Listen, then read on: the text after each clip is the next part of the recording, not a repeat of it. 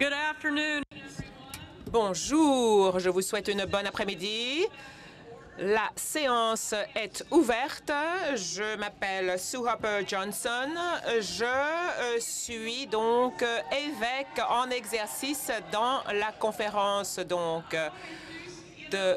Géorgie du Nord.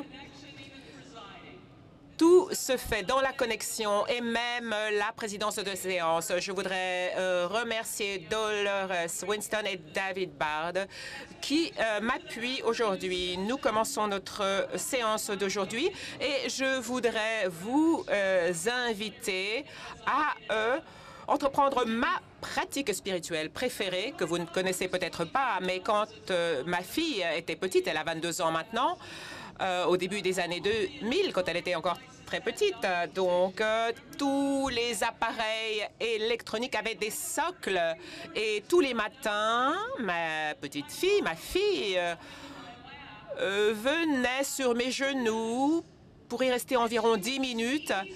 Et elle s'allongeait un peu sur moi. Et au bout de 10 minutes, elle se relevait. Et c'était les seuls moments où elle était tranquille. Et je me disais, c'est un petit peu comme si j'étais son socle. Elle venait sur mes genoux et elle profitait de ma présence. Et ma pratique spirituelle préférée tous les jours consiste en ceci. J'essaie de le faire pendant 30 minutes ou 10 minutes au moins, comme ma fille. Je vous invite à vous détendre et imaginez que vous êtes appuyé contre Dieu et ressentez la puissance de l'Esprit Saint, le calme de l'Esprit Saint et la voix pleine de sérénité de Dieu dans vos cœurs et dans vos esprits. Je crois que c'est très important. Eh bien, allongeons-nous dans les bras de Dieu.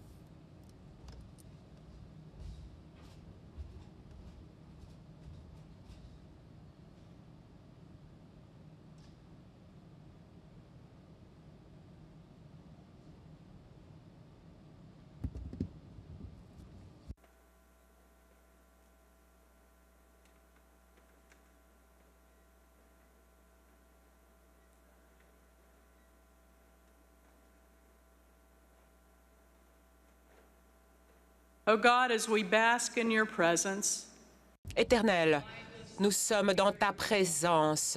Rappelle-nous que nous sommes tes bien-aimés. Renforce-nous et rappelle-nous que le Christ est dans nos cœurs et ancre-nous dans l'amour afin que tout ce que nous faisons découle de toi.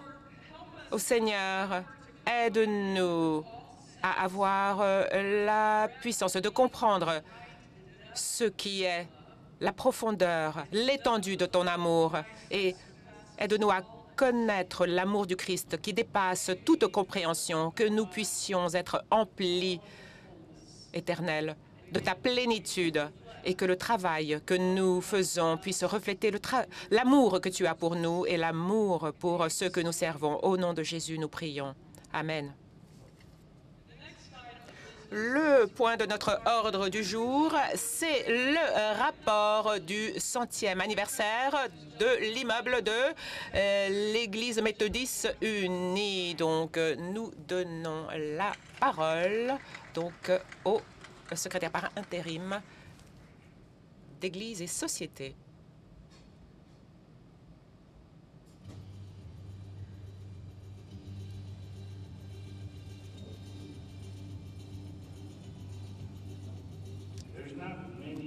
Il n'y a pas beaucoup d'endroits dans le district de Columbia où l'on trouve une telle proximité entre un espace sacré et les nombreux espaces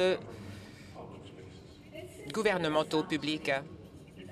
C'est vraiment un sanctuaire pour moi. Ça ne ressemble pas à une église, vous savez, mais c'est une communion avec le Seigneur.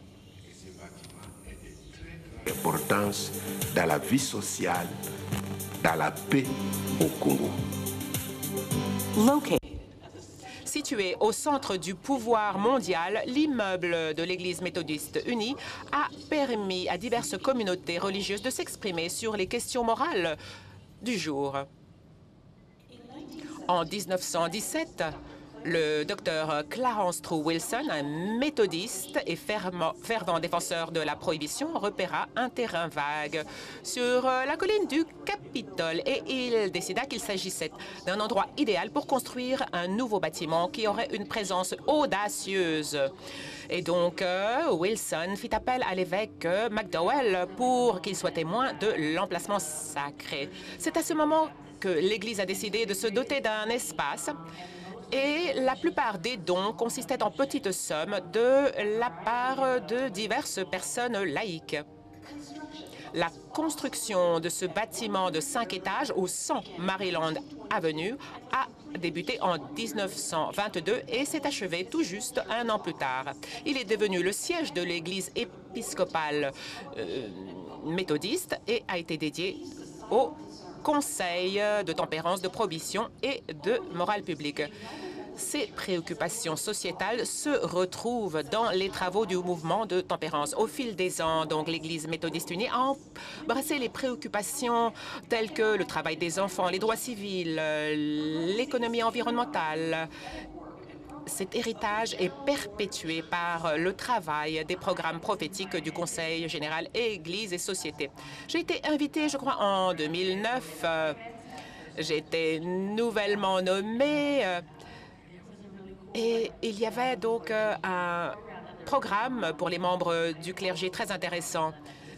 J'avais toujours connu le bâtiment méthodiste et sa proximité du Capitole. On nous a présenté donc le travail de GBCS et donc on nous a fait visiter la ville, on nous a emmenés au Capitole pour rencontrer des sénateurs et l'immeuble lui-même, eh bien nous y avons passé beaucoup de temps. De la fenêtre du bureau où nous avons été, on a vu sur le Capitole. Je me demande donc combien de fois la personne qui a occupé le poste de secrétaire général au fil des ans s'est assise dans cet espace pour voir donc la capitale d'une nation qui est meilleure de jour en jour. Aujourd'hui, l'immeuble méthodiste uni continue d'être un lieu de rassemblement où l'on partage nos idées, nos croyances et nous poursuivons un objectif commun. L'importance du Conseil général Église et Société se trouve sur cette colline sacrée. Je crois que cela symbolise notre foi, le peuple. Il symbolise ce que nous pouvons faire pour changer le monde et les systèmes dans lesquels nous vivons aujourd'hui. J'espère que ce bâtiment GBCS restera en place pendant encore 100 ans. Bonjour, je m'appelle John Hill, laïque, blanc, adulte. Mes pronoms sont masculins et j'occupe le poste de secrétaire général par intérim de Église et Société. J'ai le privilège d'entrer dans ces bureaux. Et je suis impressionnée par la sagesse de nos ancêtres méthodistes qui ont placé ce lieu sacré juste en face du Capitole. C'est un lieu qui est mis à part pour le travail, le culte. Et donc, c'est le témoignage de la puissance rédemptrice et la promesse de l'Évangile de Jésus-Christ. Aujourd'hui, nous vous invitons à en apprendre davantage sur notre site web, umcjustice.org, ou rendez-vous à notre stand dans la salle d'exposition. Nous vous invitons à vous joindre à nous pour perpétuer cet héritage. Nous écrirons ensemble le prochain chapitre de l'histoire puissante de notre témoignage en faveur de la justice et de la paix. Merci.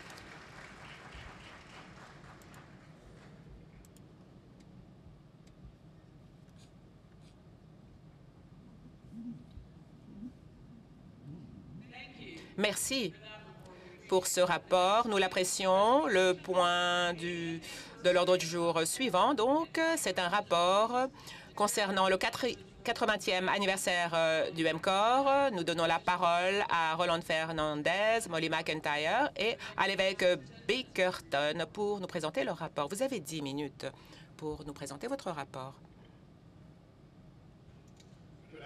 Bonjour. Je m'appelle Roland Fernandez. Je suis secrétaire général des ministères mondiaux et du MCOR. Asiatique américain, adulte, homme.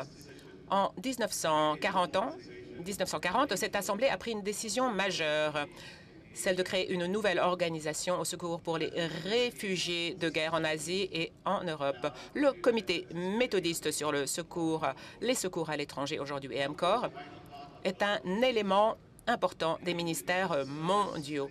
Donc, les services et l'évêque Herbert fut à l'origine de la création du EMCOR. Il a demandé à la conférence générale de créer ce nouvel organisme pour le soulagement de la souffrance humaine sans distinction de race, de couleur ou de croyance. Toujours fidèle à cet engagement, EMCOR continue de répondre aux besoins des populations vulnérables tout en préservant la dignité des personnes avec lesquelles nous travaillons. Très tôt, EMCOR s'est intéressé au sort des réfugiés et des migrants, en particulier tous ceux qui ont été touchés par la Deuxième Guerre mondiale. L'assistance aux personnes touchées par la guerre ainsi que celles qui ont été touchées par les catastrophes naturelles, tout cela est resté une priorité pour EMCOR. En 2022, lorsque la Russie a envahi l'Ukraine, les méthodistes unis ont fait preuve d'une grande générosité pour aider les personnes déplacées et touchées par la guerre. Nous avons répondu du mieux que nous le pouvions à la situation en Palestine. Bien que l'accès à Gaza est pratiquement impossible. En tant qu'organisation humanitaire, nous demandons que les organisations humanitaires aient un accès total et immédiat et sûr à Gaza. Et nous appelons tous les responsables à établir un cessez-le-feu immédiat afin que les personnes qui meurent de faim puissent être nourries. Les méthodistes unis continuent de répondre généreusement à la souffrance humaine et nous sommes très reconnaissants d'être en mission avec vous tous. Chaque jour, dans le monde entier, des catastrophes frappent. Des familles luttent. Des habitations sont détruites. Les gens ne savent plus où se tourner. L'espoir est presque perdu. Et puis, ensuite, par la grâce de Dieu et grâce au soutien du EMCOR, EMCOR apporte l'espoir et la guérison aux personnes dévastées par les catastrophes. EMCOR fait partie du Conseil général des ministères mondiaux et constitue le bras humanitaire de l'Église méthodiste unie. Œuvrant aux États-Unis et dans les pays du monde entier, EMCOR apporte son aide lorsque des catastrophes naturelles ou causées par l'homme dépassent les capacités des communautés locales de répondre. EMCOR cherche à améliorer le bien-être des personnes déplacées, des migrants et des réfugiés. Aux États-Unis, EMCOR travaille en partenariat avec les conférences annuelles et l'Église. Nous travaillons en collaboration avec les coordinateurs de réponse aux catastrophes, avec les équipes de réponse rapide, afin de soutenir les efforts de rétablissement. En collaborant avec les conférences américaines, l'approche connexionnelle du EMCOR, nous aidons les communautés à se rétablir. EMCOR répond également aux catastrophes internationales. Nous fournissons une gamme de secours et de soutien par le biais des Églises méthodistes unies et de partenaires de confiance, ainsi qu'avec l'aide des organisations œcuméniques et des ONG. Les efforts du EMCOR aident les communautés à devenir plus autonomes et à être mieux préparées aux futures catastrophes. Chaque jour, dans le monde entier, EMCOR relie les Églises méthodistes unies à la mission de Dieu en aidant les gens qui souffrent. En tant que disciples de Jésus-Christ, nous sommes appelés à protéger les personnes vulnérables, à soutenir les faibles et à réconforter ceux qui sont dans le deuil. Pour en savoir plus, veuillez vous rendre sur umcor.org.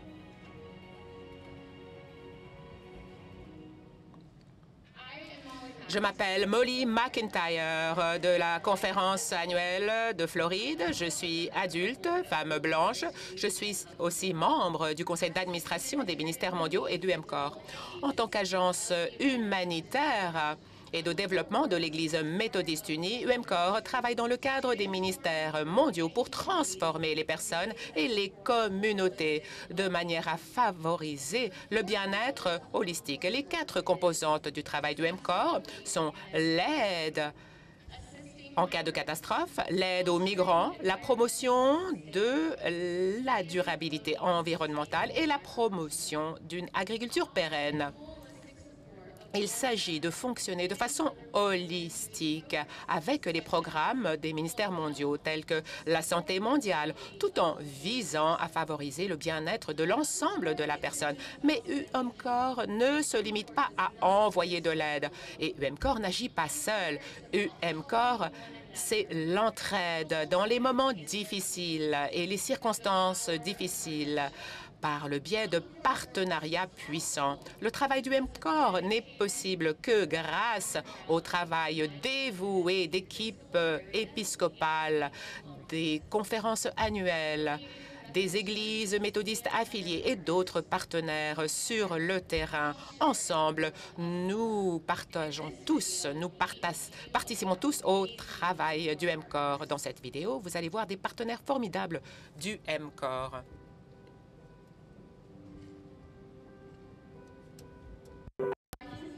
Je m'appelle Thea Beckton, je fais partie de la conférence annuelle de Baltimore-Washington et j'assure actuellement l'intérim de notre comité de secours CDRC. L'une des choses que j'apprécie le plus dans les relations que j'ai eues avec UMCOR, c'est que nous travaillons dans le cadre de ce système existant et puis nous l'adaptons spécifiquement à la vie de l'Église locale. Mais nous accordons également beaucoup de valeur au partenariat, au renforcement des partenariats et au maintien de liens avec notre communauté plus grande et avec nos conférences annuelles. À mesure que nous avançons dans notre conférence annuelle, nous voulons vraiment nous assurer que nous créons ces voies pour que les individus puissent servir et que nous les équipions pour qu'ils puissent bien servir. DMC from East Congo Episcopal Area, grâce à plusieurs financements de cette branche de secours de l'Église méthodiste unie dans le monde qui est UMCOR, nous, DMO East Congo, nous avons implémenté beaucoup de projets de relief et même de mitigation. Grâce au financement de UMCOR, l'Église méthodiste unie au Congo-Est a sauvé plusieurs vies à l'est de la République démocratique du Congo, par le simple fait que nous sommes nous-mêmes témoins chaque jour. Nous sommes en contact direct avec les populations en déplacement et nous voyons combien l'aide que nous apportons. Hello everyone, my name is... Bonjour à tous, je m'appelle Joséphine Cedillo et je suis coordinatrice de la gestion des catastrophes pour la région épiscopale de Manille au sein de la Conférence centrale des Philippines. Nos programmes de réduction et de gestion des risques des catastrophes sont des programmes proactifs qui visent à minimiser l'impact des catastrophes et à accroître la résilience des communautés vulnérables. Notre partenariat avec UMCOR permet d'obtenir des subventions qui soutiennent nos programmes d'atténuation des risques et de gestion des catastrophes. Ces initiatives comprennent des programmes de formation, des ateliers, des projets d'atténuation basés sur la nature et des campagnes de sensibilisation axées sur la préparation, la riposte, le rétablissement et l'atténuation des catastrophes. Bonjour, je suis l'évêque Thomas Pickerton, évêque de la conférence annuelle de New York, Homme blanc. J'ai eu le plaisir de présider le conseil d'administration d'UMCOR au cours de la dernière période quadriennale. En tant que méthodistes unis, nous pouvons être fiers, nous devons être fiers de ce que nous avons accompli ensemble par le biais d'UMCOR au cours de plus de 90 ans. Mais notre travail n'est pas terminé. Le soutien que vous apportez à UMCOR par le biais du dimanche de l'UMCOR, par les dons directs et par le travail en partenariat permet à UMCOR de continuer à manifester l'amour de Dieu. Merci Église, merci pour l'attention que vous portez à vos voisins proches et au loin. Maintenant, unissons-nous dans la prière pour nous réengager dans cette œuvre commune de ministère. Dieu de tous les peuples du monde, nous te remercions pour UMCOR. Merci pour Herbert Welch et pour tous ceux qui ont construit cette table de grâce à partir de laquelle nous servons le monde. Grâce à UMCOR, le monde te connaît mieux. Les seaux de nettoyage, la nourriture, l'eau, les abris, les services juridiques, les soins de santé, Les panneaux solaires et bien d'autres choses encore sont devenus des signes réels et tangibles de ton amour inconditionnel. Puisse ce ministère continuer à soulager la souffrance sans tenir compte de la façon dont le monde a défini ton peuple. Et puissions-nous être audacieux et assez courageux pour marcher main dans la main avec ceux qui souffrent dans ce monde. Voici notre prière. Amen. Merci.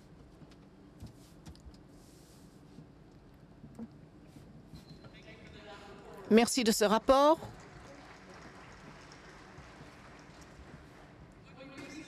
Quand nous avons pris la pause déjeuner, nous débattions en fait l'article 442. J'invite Lonnie Chaffin à reprendre sa place sur l'estrade et nous allons reprendre notre conversation. Je demande également, nous avons toujours en fait la liste, mais quand l'ordre du jour a été appelé, il y avait quelqu'un au micro qui parlait, intervenait, et on demande à Guy Mumbio de revenir au micro et vous disposerez de 30 secondes pour terminer vos remarques. C'est le temps qui vous restait.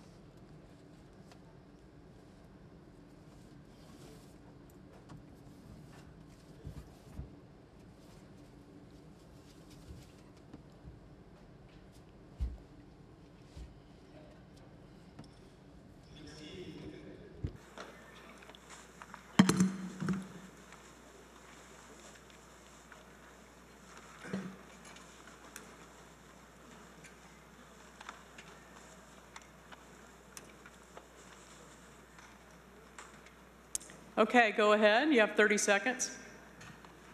Allez-y, vous avez 30 secondes. Merci, mon évêque. Je voulais dire que nous étions contre la désaffiliation de l'Afrique, de nos conférences. Nous voulons rester dans l'unité de l'Église méthodiste unie, qui a pour nous une longue tradition avec nos ancêtres, à partir des missionnaires qui ont versé leur sang chez nous, de nos parents. Nous ne sommes pas d'accord de partir. Nous resterons, mais aidez-nous avec la discipline, qu'elle ne nous blesse pas, qu'elle ne vide pas nos paroisses. Merci beaucoup.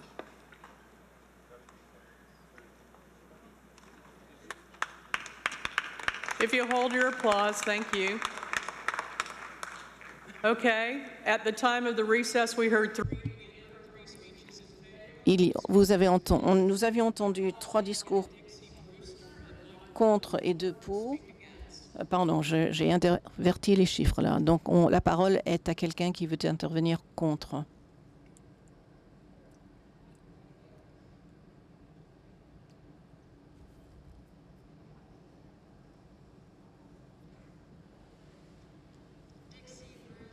Dixie Brewster, Grande Plaine, laïque.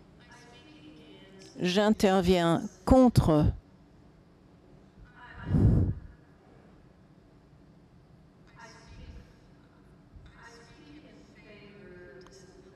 Je suis pour la désaffiliation. Je suis très nerveuse, j'ai peur.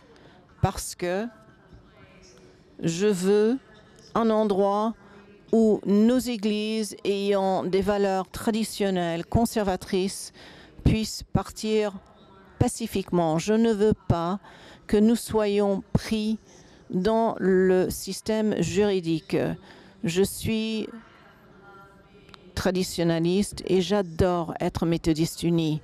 Mais avec les valeurs et avec ce qui a été adopté jusqu'ici sur le mariage, que le mariage est entre un homme et une femme, et sur la sexualité humaine, je ne suis pas d'accord et je soutiens les églises chez moi qui sont aussi des églises conservatrices. Nous voulons avoir un endroit où aller paisiblement. Nous n'allons pas créer des perturbations et j'aime tout le monde. J'aime mes amis homosexuels, je vous aime. Et bien que cela puisse sembler que je ne vous aime pas, mais je vous aime. Mais je vois les Écritures saintes différemment. Et donc, c'est où je suis et je voudrais que vous me permettiez de trouver une façon de se désaffilier dans la paix. Merci.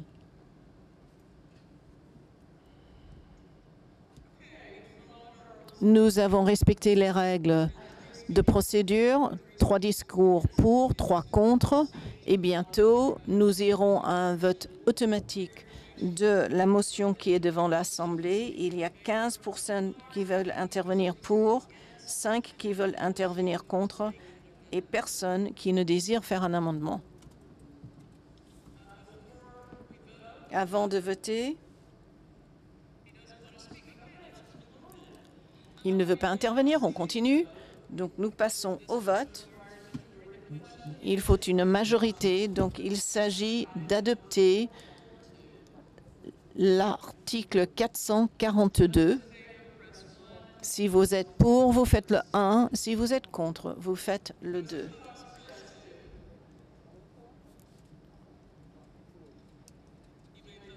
Votez maintenant. Je vois un drapeau devant moi. Okay, those in favor, press 1. Those opposed, press 2. Si vous êtes pour, vous faites le 1, contre le 2. There's a flag right here in front of me. One over here to the right. Il y a plusieurs drapeaux, on s'en occupe.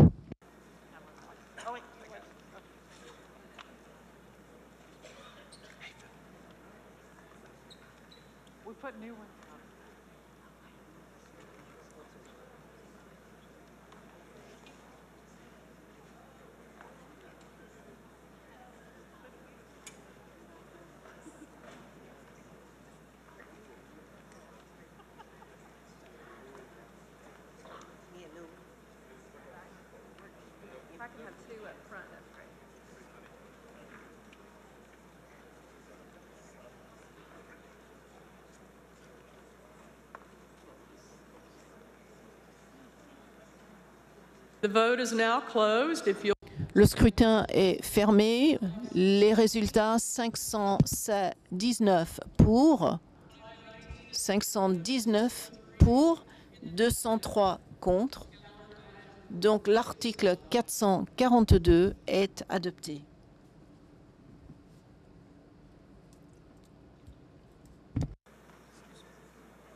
early in today's Tout à l'heure, le délégué Thomas Link a demandé de faire la motion suivante, que l'Assemblée adopte tous les éléments du calendrier qui ont reçu 20 ou moins de 20 en comité, sauf ceux ayant un impact constitutionnel, un rapport minoritaire ou des figures ayant déjà été enlevés du bloc de résolution, ou ceux qui n'ont pas le soutien pour économiser du temps, puisque nous l'avons par écrit, nous ne demandons pas à Thomas Link de retourner au micro.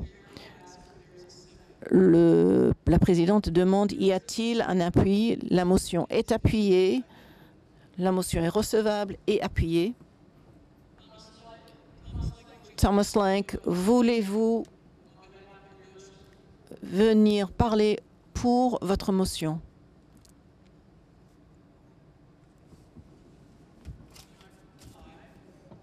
Micro 5. Merci, évêque.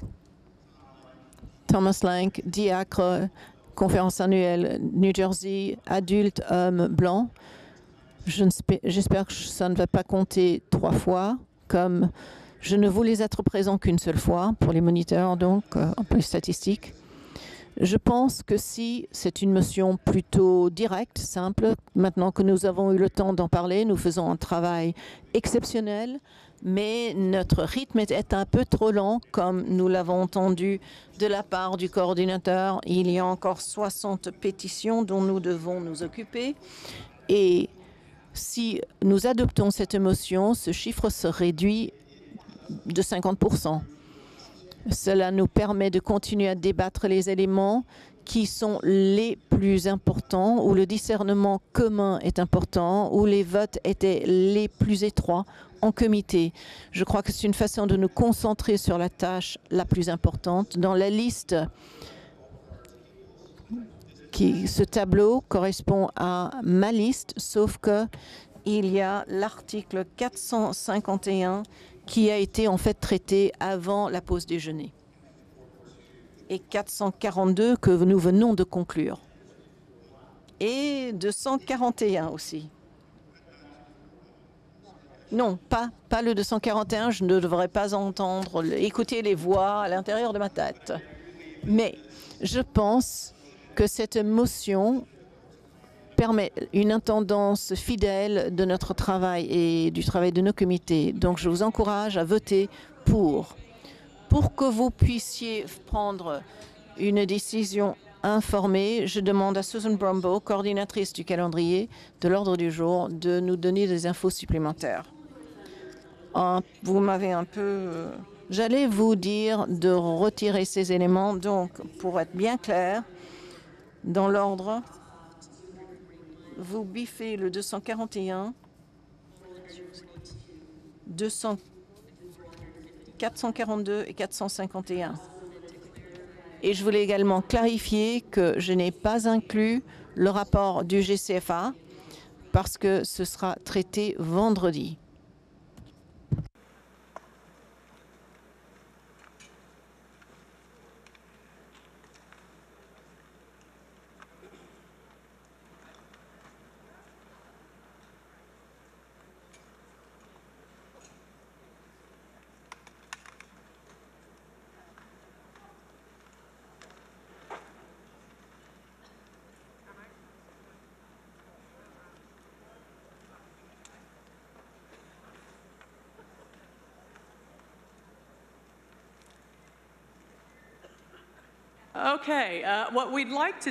OK, ce que nous aimerions faire, c'est ne pas faire que ce soit un élément inscrit à l'ordre du jour, mais on veut vous donner le temps de l'étudier, de le passer en revue. S'il y a des éléments ici pour lesquels vous avez des soucis, nous ne voulons pas vous demander de voter sans. Si vous avez des soucis sur un de ces éléments, vous nous l'apportez d'ici la fin de la journée et puis nous voterons ce qui reste. Je crois que c'est la meilleure façon de procéder. Donc, Suzanne, est-ce que vous avez des suggestions? Pourriez-vous nous donner en fait une procédure, puisque moi je viens d'inventer ça? Je crois que vous avez dit que ce n'est pas en fait un bloc de résolution, en fait.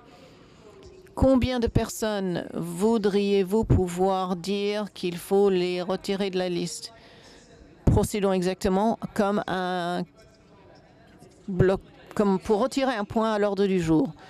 Donc 20%, s'il y a 20 personnes qui ont des soucis avec un élément de ce bloc de résolution potentiel, comme ça on respecte la procédure. Si vous avez 20 personnes qui signent et qui disent « Nous voulons retirer tel élément de la liste » et disons que ça doit être fait d'ici 16 heures, oui, je pense que la raison pour laquelle on vous demande de remettre ce formulaire normalement avant 15 heures, c'est pour pouvoir le traiter et l'imprimer.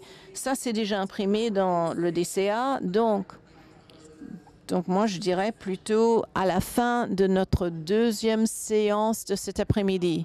Disons 16 heures. 16 heures, disons 16 heures, hein, d'accord? 16 heures, vous avez 2 heures essentiellement, un peu moins de 2 heures. Et si vous avez 20 personnes, et ce que je ferai, j'aurai des exemplaires de ce formulaire aux deux extrémités de l'estrade où se trouvent les pages pour que vous puissiez venir les chercher. Mais je vais demander qu'on les apporte et nous aurons une pause avant ça. Donc, micro 1, Dave Knuckles, homme blanc du Minnesota. Désolé, je n'arrive pas à mettre mon nom sur la liste. Évêque, je me lève pour dire, c'est peut-être parlementaire. Nous avons déjà eu tous ces éléments sur un bloc de résolution. Les gens ont eu l'occasion de les retirer du bloc de résolution et personne ne l'a fait. Non, ce n'est pas juste. Je crois, par abondance d'attention, rappelez-vous, ce sont des éléments où le vote en comité était bas. Mais il y a d'autres éléments qui ne seraient pas réglés par cela. Donc, pour être extrêmement prudent, pour avoir que tout le monde ait l'occasion de regarder ça, si on n'a pas en fait 20 signatures sur un élément de la liste, nous voterons ce bloc pendant la dernière séance de la journée. Désolé que j'ai mal compris. Excusez-moi. De rappel au règlement, micro numéro 1.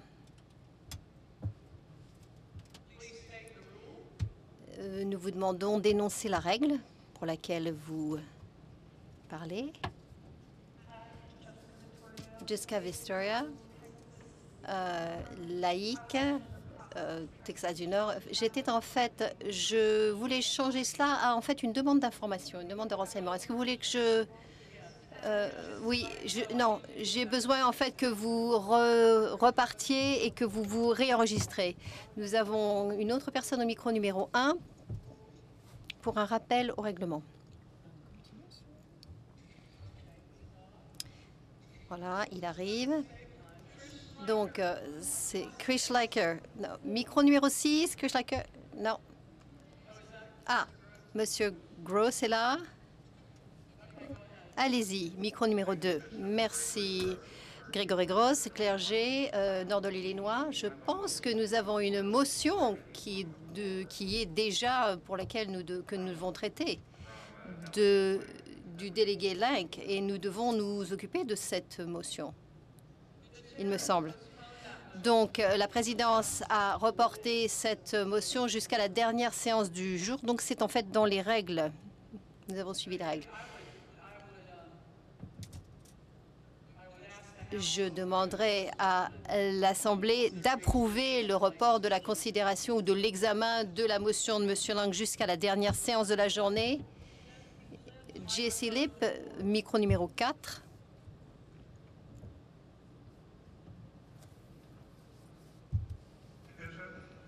Évêque, je pense que vous m'aviez appelé, Chris Wicker, au micro numéro 6. Oui, allez-y.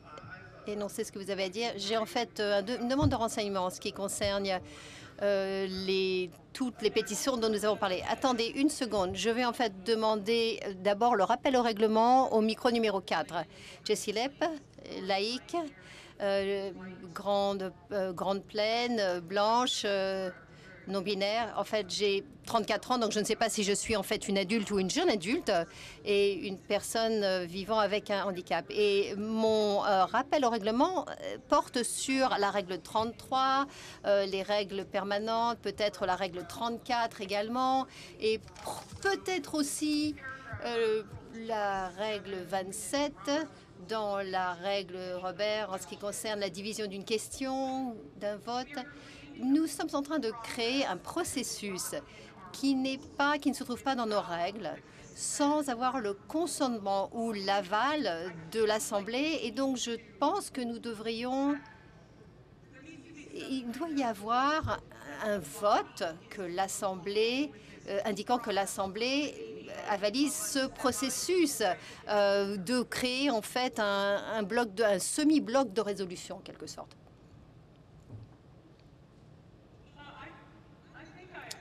Je pense que je suis d'accord avec vous. Donc, si vous voulez bien... Donc, j'ai oublié de dire que mes pronoms sont pluriels. Désolée, je n'ai pas mentionné ça. Alors, voilà où nous en sommes. Nous aimerions reporter le vote sur ce bloc de résolution jusqu'à la fin de la journée, la dernière séance de la journée. Nous aimerions que les personnes, en fait, il nous faudrait 20 signatures pour qu'on retire certaines choses du bloc de résolution. Et si ça n'est pas le cas, nous allons voter à la fin de la journée sur ce bloc de résolution.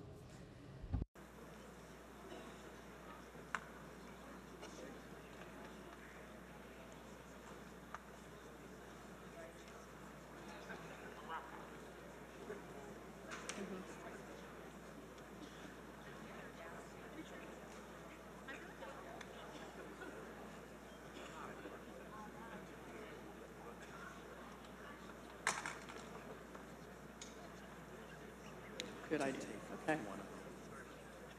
Okay, this Alors, voilà ce que nous allons faire. Nous avons une motion pour laquelle nous allons voter, c'est la motion de Thomas Lynk. Cette motion est présentée à l'Assemblée. Si vous voulez amender cette motion et éliminer quelque chose de la motion, nous allons examiner ça. Donc, la motion, donc nous pouvons avoir des discours pour et contre. Il a donc parlé pour cette motion. Si vous voulez donc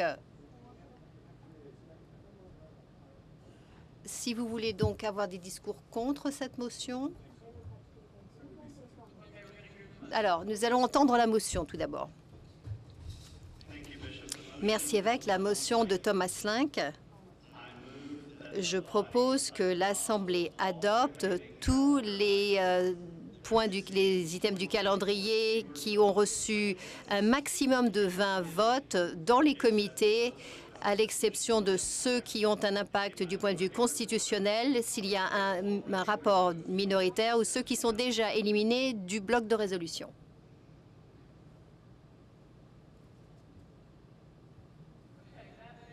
Matt Daly, micro numéro 2, rappel au règlement. Merci, évêque. Matt Daly, jeune adulte blanc, laïque, de la conférence de la Floride. Mon rappel au règlement porte sur la règle 22, mais je pense que vous avez peut-être en fait... mais je pense que je vais l'indiquer. Donc, la règle 22 sur le changement et modification des motions. Quand une motion est proposée et appuyée, une résolution est présentée et appuyée, ou un rapport de comité est lu ou publié dans le DCA, il sera considéré que c'est en fait devant la conférence et il ne peut pas être modifié sauf par action de la conférence. Et donc, l'action exigeant d'avoir plus de signatures, en fait, n'est pas conforme au règlement. Merci.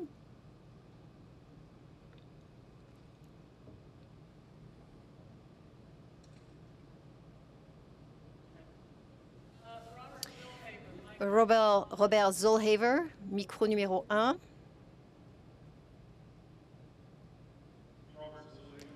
Robert Zollhaver, clergé, homme blanc. Conférence annuelle de la Pennsylvanie de l'Ouest. J'aimerais proposer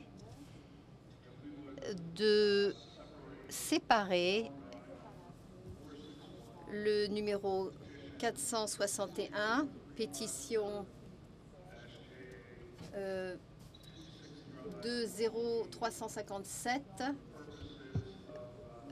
aux fins de renvoi au conseil judiciaire, et je suis prêt à donner les détails si c'est en fait conforme au règlement à l'heure actuelle. Très bien. En fait, je vais décider, je tranche que ça n'est pas conforme au règlement. Ah, en fait, ce qui est conforme au règlement, c'est effectivement d'amender et de retirer donc le 461 de la liste. Est-ce qu'il y a un appui à cette motion? La motion a été appuyée. Allez-y. Le paragraphe. Cette motion change le processus d'appel pour des actions administratives pour les évêques et limite ce recours ou cet appel qui doit être définitif au niveau juridictionnel. Ceci crée un conflit avec, je pense, le paragraphe 523 Et je pense que ça, c'est très important. Il est très important que les évêques puissent aller devant le conseil judiciaire. J'ai eu une certaine expérience en observant, en travaillant avec des plaintes, avec l'évêque Béchan Kim. C'est en fait quelque chose qui a été écrit avec, en ce qui concerne l'évêque Bledsoe et d'autres évêques. Et donc, il y a aussi l'évêque Banchebula qui, en fait, on a résolu certains problèmes. Donc, en fait, le Conseil général sur l'administration. Et en fait, on devait arriver à résoudre une situation et au niveau du Conseil judiciaire. Et je pense que vous m'avez déjà entendu parler de juridiction. C'est en fait une structure raciste institutionnalisée. Et donc, je voudrais que vous pensiez à la liste d'évêques que je viens de mentionner et qui ne pouvaient pas, ça ne pouvait pas être résolu au niveau juridictionnaire et qui avaient besoin, en fait, de résoudre la question juste au niveau, donc, de l'Église en général, au niveau du Conseil judiciaire. Donc, je pense qu'il faudrait séparer cette partie-là pour un renvoi au Conseil judiciaire. D'accord. Nous allons donc... il est proposé de retirer l'élément 461. Nous avons devant nous un amendement pour éliminer l'article 461 de cette liste. Est-ce que quelqu'un veut faire un discours par rapport à cette motion?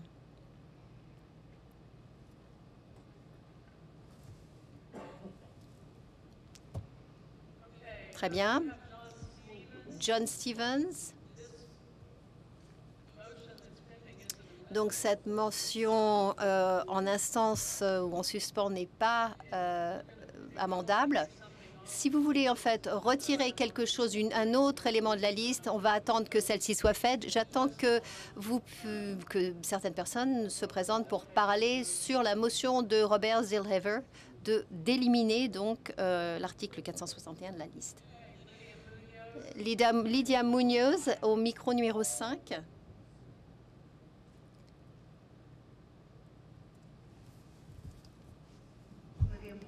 Lydia Munoz, conférence de la Pennsylvanie de l'Est, clergé, Latina. Je parle en faveur de la motion d'éliminer cet élément de la liste. Je pense qu'il est important d'assurer une transparence, un processus clair et un processus en bonne et due forme. C'est important si on veut continuer à être des témoins et à témoigner de ce qui est équitable, ce que c'est qu'un processus équitable, à quoi cela ressemble dans l'ensemble. Donc, je soutiens tout à fait cette motion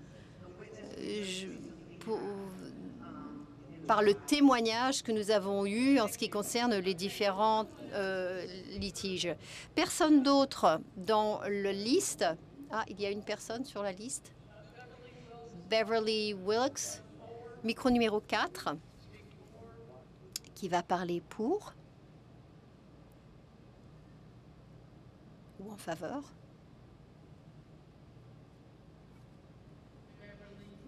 Beverly Wilkes, non. Afro-américaine, clergé, femme, donc pronom féminin. Je suis en faveur de la motion pour retirer cet élément. Dans le comité, le vote était de 22 à 20. Donc nous étions très très près. Je pense ce serait une bonne chose d'éliminer ceci de la liste et de pouvoir en discuter un peu plus tard. Merci.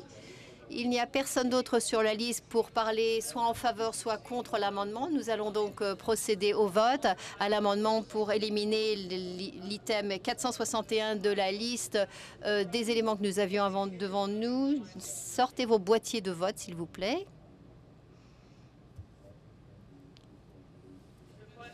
La question, donc le vote, porte sur l'adoption de l'amendement pour éliminer l'élément 461 de la liste du bloc de résolution. Donc, ceux qui soutiennent l'amendement, appuyez sur 1. Ceux qui ne soutiennent pas l'amendement, appuyez sur 2.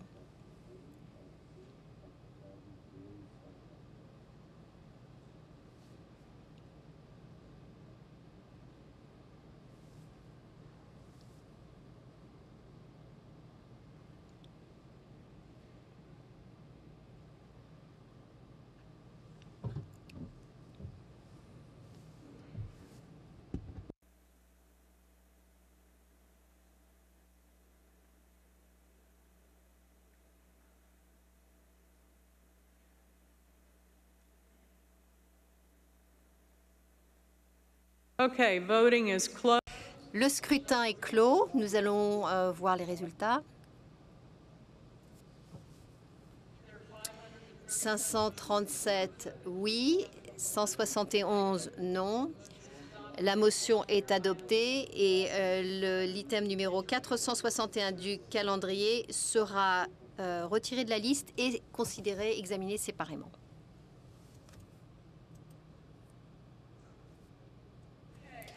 Alors, Alex Schenck, micro numéro 2, point parlementaire.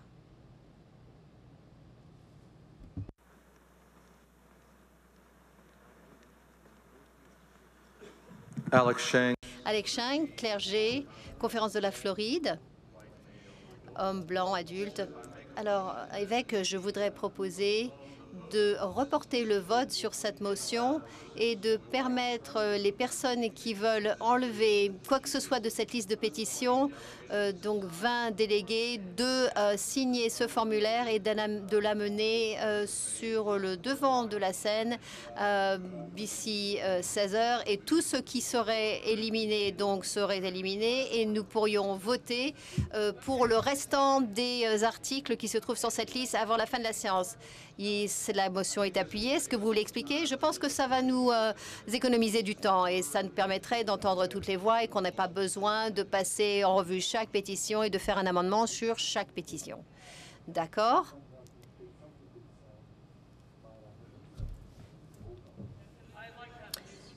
J'aimerais avoir une nouvelle liste pour les intervenants. Si vous voulez présenter un discours ou parler à propos de la motion du délégué Schenck, veuillez vous enregistrer, s'il vous plaît. Alors, je ne vois rien, je ne vois personne sur la liste. Ah, une personne qui veut parler contre cela, Thomas Link, micro numéro 5.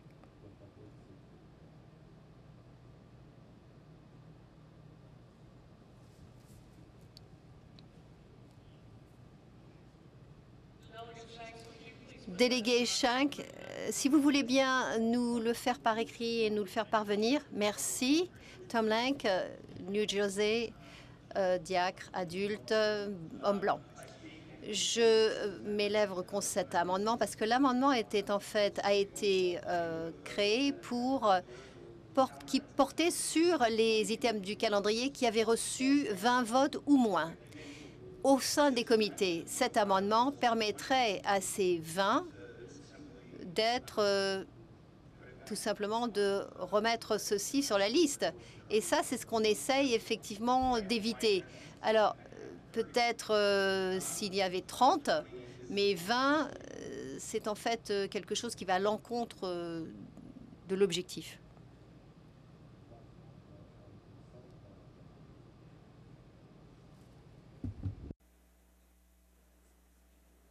Katie Simpson, microphone 2, amendment.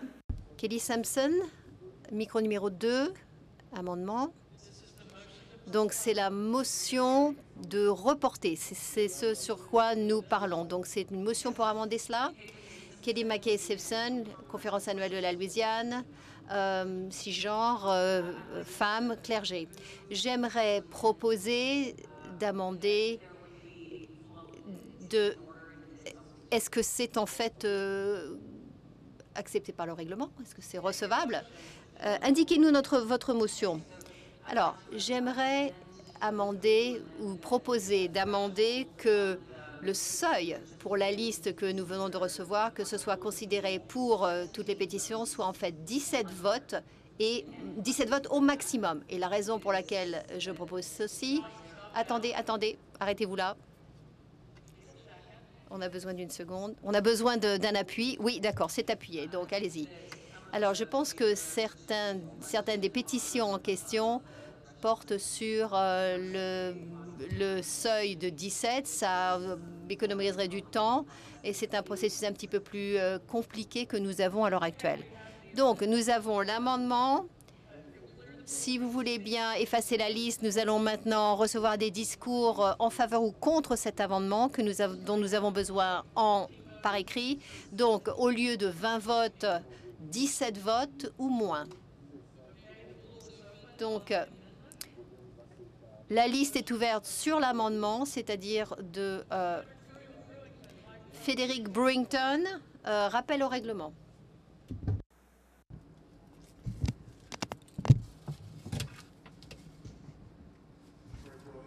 Fred Brewington, conférence annuelle de New York, homme laïque,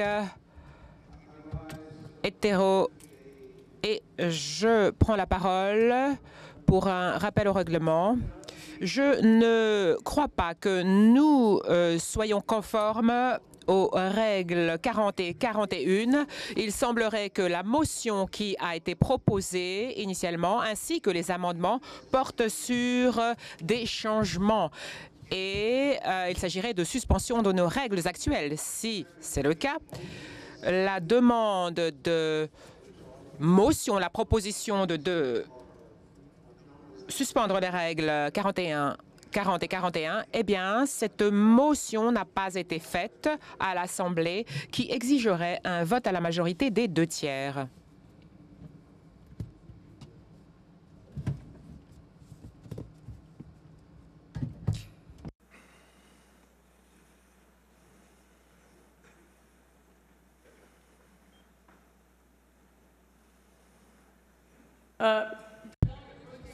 Délégué Brewington, est-ce que vous parlez de regrouper tous ces éléments en un seul vote ou c'est une motion de report? Donc, la motion sous-jacente qui nous a amenés à cette conversation.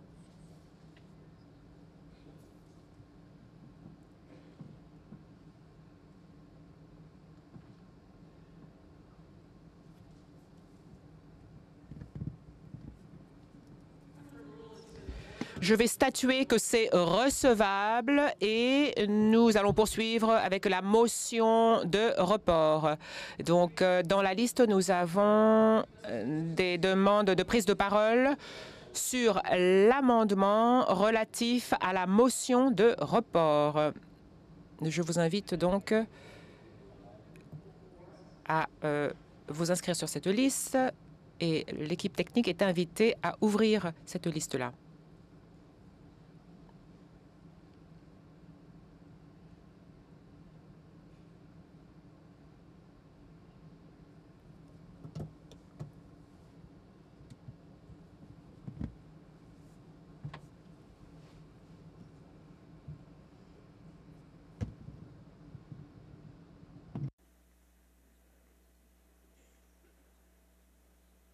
Okay, Drew Dyson, microphone 5. Drew Dice, donc au microphone 5 pour un point de rappel au règlement, une demande de renseignement sur la procédure. Merci, évêque. Drew Dyson, clergé du Grand New Jersey, homme blanc adulte. J'ai une question relative à l'amendement qui est devant nous. L'amendement, sauf erreur, c'est un amendement pour changer le seuil du nombre de voix. Ce serait un amendement à la motion d'origine. Et c'était l'amendement du délégué Shanks qui avait été proposé. La réponse est oui. La motion que nous avons du délégué Shanks est une motion de reporter le scrutin, le vote sur ces éléments et permettre à 20 délégués de retirer un élément de la liste avant 16 heures. Et nous voterons sur ces points. L'amendement du délégué Simpson est de faire passer le seuil à 17 voix ou moins. La question qui est devant nous pour le délégué Simpson, c'est donc le seuil à 17 que vous faites passer donc de 20 à 17. Est-ce que c'est relatif à la proposition du délégué Shanks ou Lenk?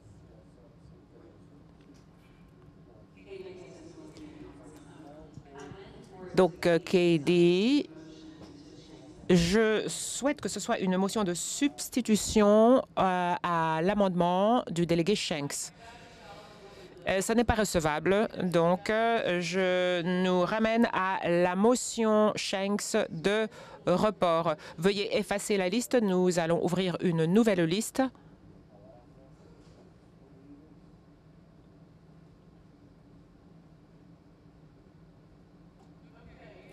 Bien, Anne Kiyomi Gatobu, microphone numéro 4, c'est un discours pour.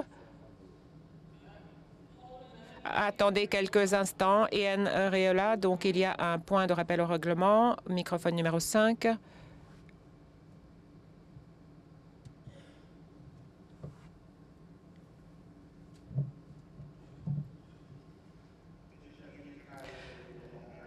Carlos Eorla, Latino ex de la conférence de New York supérieur. Je crois que nous sommes en violation de la règle 24 actuellement. Nous sommes en proie à plusieurs motions et la motion du délégué Lenks doit prévaloir. Je crois que le délégué Schenck a proposé une motion séparée pour créer une autre procédure. Et nous ne sommes pas conformes aux règles actuellement. Je vais dire que oui, c'est conforme aux règles, c'est recevable. Nous retournons aux discussions sur la motion du délégué Schenck de reporter.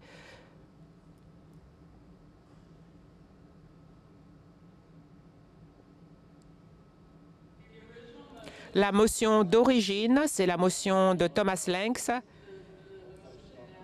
Et cette motion, et que cette motion soit reportée. Et ça, c'était la motion du délégué Shanks. Nous poursuivons et je vais donner la parole à Anne Kiyomi Gatobu au microphone 4. Donc, Anne Kiyomi Gatobu de la conférence des Grandes Plaines. Immigrante d'Afrique aux États-Unis de première génération. Je voudrais donc prendre la parole sur la motion de report. Y a-t-il un appui? Vous n'avez pas besoin d'appui. Prenez la parole. Je suis consciente que nous essayons d'économiser du temps. Et en fait, maintenant, nous passons encore plus de temps à faire tout cela. Je voudrais établir un équilibre avec les sensibilités sur le fait que nous avons un nombre considérable de délégués qui doivent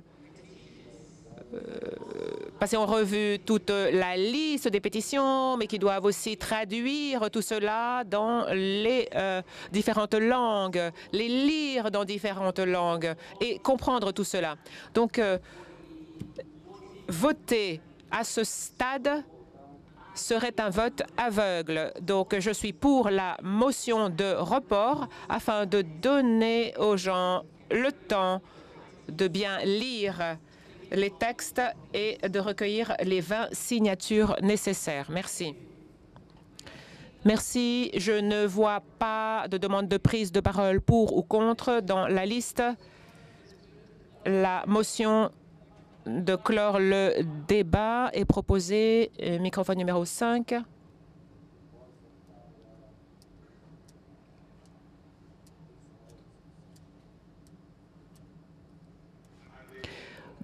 David Koch, désolé d'avoir mal prononcé votre nom, délégué laïque, conférence de Pennsylvanie de l'Est. Je suis un homme assez vieux. Je propose la motion de clore le débat. Y a-t-il un appui? Veuillez prendre vos appareils de vote. Il n'y a pas d'orateur dans la liste pour se prononcer pour ou contre. Soyons clairs sur l'objet de notre vote. Ce sur quoi nous votons, pour ou contre. La motion proposée est de clore le débat. Si vous souhaitez, si vous le voulez bien, prenez vos appareils de vote. Si vous souhaitez clore le débat, appuyez sur 1. Si vous êtes opposé à la clôture du débat, appuyez sur 2.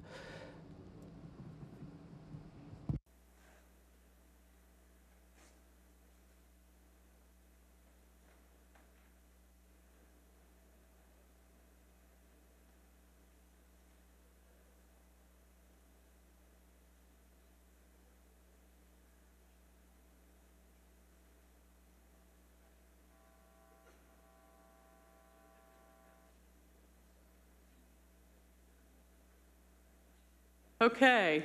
Bien, le scrutin est clos. Voyons les résultats à l'écran. 675 voix pour, 30 voix contre. Donc, c'est une majorité des 2/3. La motion est adoptée. Le débat est clos. Maintenant, la question qui est devant nous, c'est donc l'adoption du report sur ces éléments pour permettre à 20 délégués de retirer un point de la liste avant 16 heures. Donc, nous allons voter. Prenez vos appareils de vote.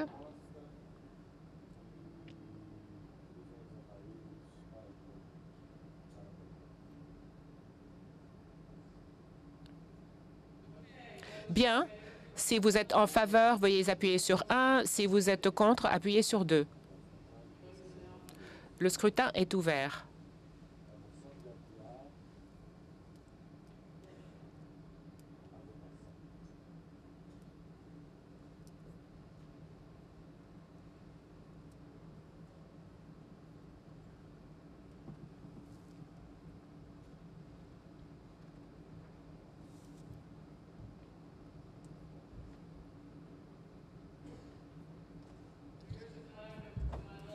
Je vois un drapeau à gauche qui est brandi.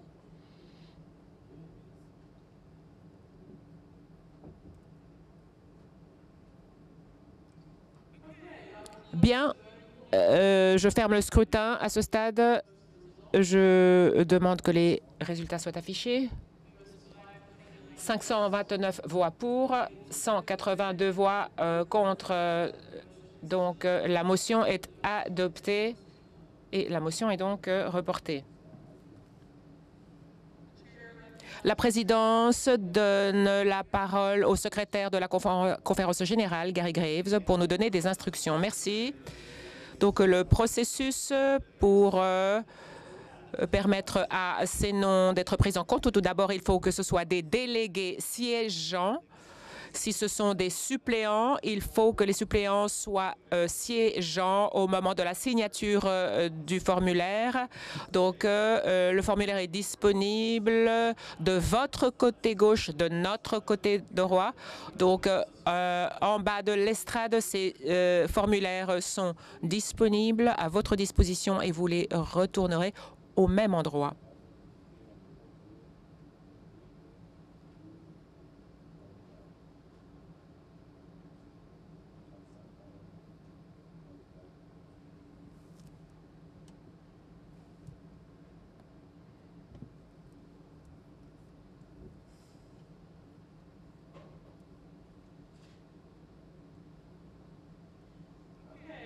Bien. Nous allons prendre quelques instants pour déterminer sur quel point du calendrier nous irons, lequel nous allons traiter. Il nous faut quelques instants, quelques minutes.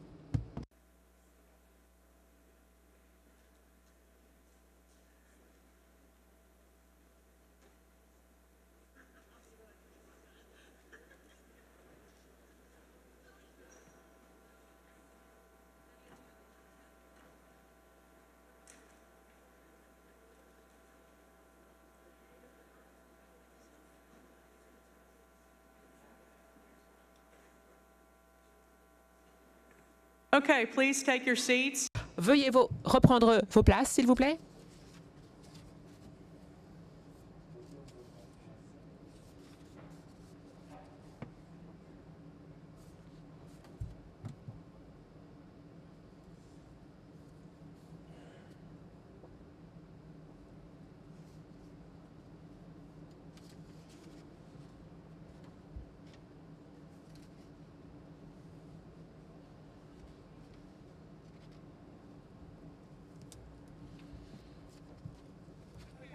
Bien, nous revenons à nos blocs de résolution. La présidence donc donne la parole à Lonnie Cheffin pour nous parler du point 237 du bloc de résolution. Le point 237, vous pouvez le trouver à la page 2099.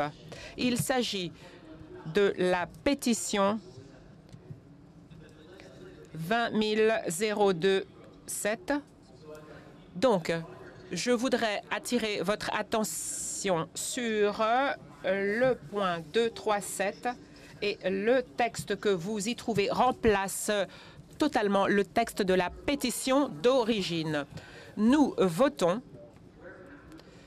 sur la demande que chaque fois que c'est applicable, les conférences annuelles doivent avoir une politique de réintégration pour les églises souhaitant réintégrer l'Église méthodiste unie.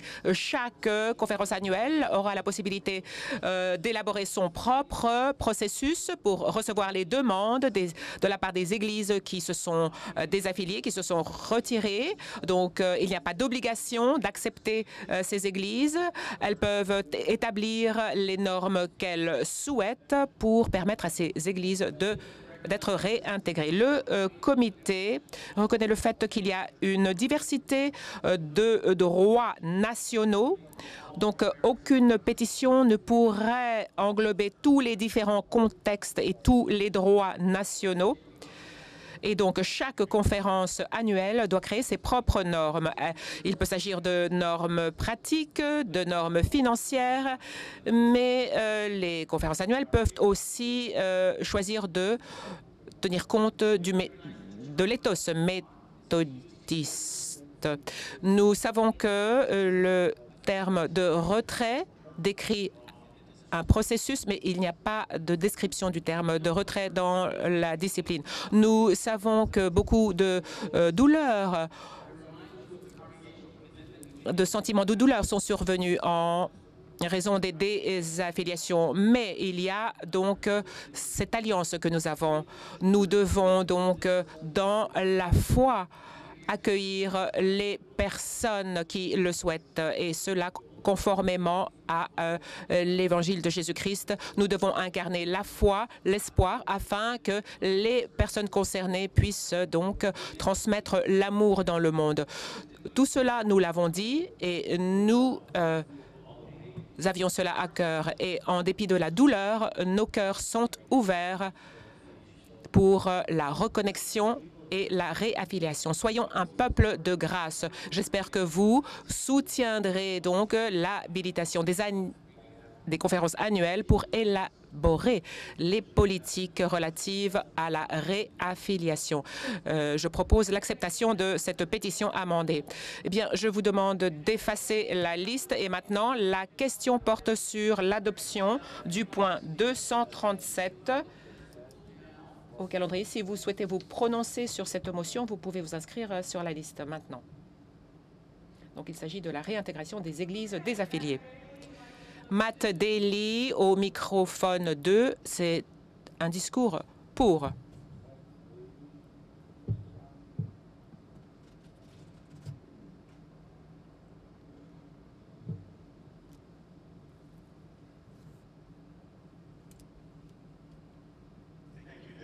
Merci, évêque. Matt Daly, homme, jeune adulte, laïque, queer de la conférence de Floride. Actuellement, je suis délégué pour la conférence de Floride, mais j'ai grandi dans l'Alabama qui a vu 33% de ces églises, 43% de ces églises désaffiliées. Donc, ce sont des églises où des membres de ma famille sont membres. Je dois faire confiance au fait qu'à un moment donné, l'Esprit Saint, dont le pouvoir est sanctifiant, pour les gens qui s'appellent méthodistes, puissent voir mon humanité, ma sainteté, l'appel qui est en moi, Et j'espère que les personnes concernées seront inspirées à revenir dans notre dénomination. Les conférences annuelles doivent permettre une voie pour réintégrer les églises des affiliés. Dans l'esprit de Luc 15, une brebis perdue, c'est suffisant pour que le berger quitte son troupeau à la recherche de cette brebis égarée. Bien, j'ai une motion, une proposition donc d'amendement au microphone 1. Jay Brim, homme d'un certain âge, mâle, de la région qu'on appelle la section A. Évêque, je propose d'amender cette pétition en incluant l'exigence que chaque réaffiliation, programme de réaffiliation inclut le respect de la clause de fiducie. Si les gens veulent revenir, nous voulons qu'ils soient d'accord d'être vraiment méthodistes et d'adopter, de respecter la clause de fiducie.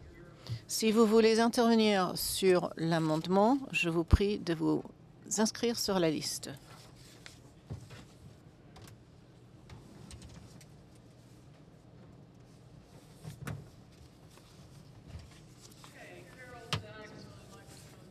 Carla Zagsma, micro 1, discours contre.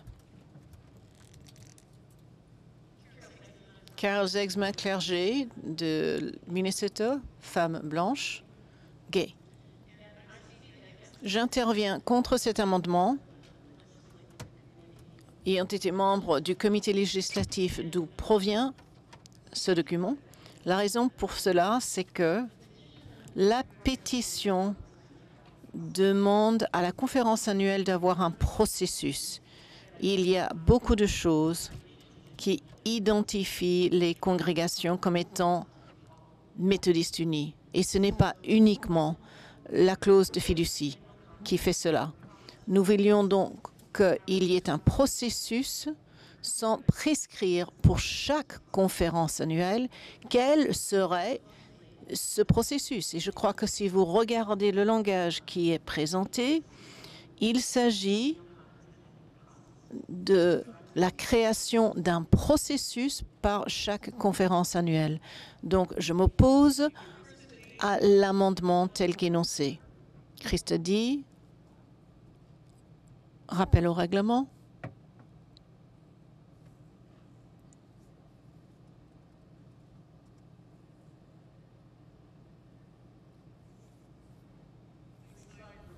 Veuillez citer la règle.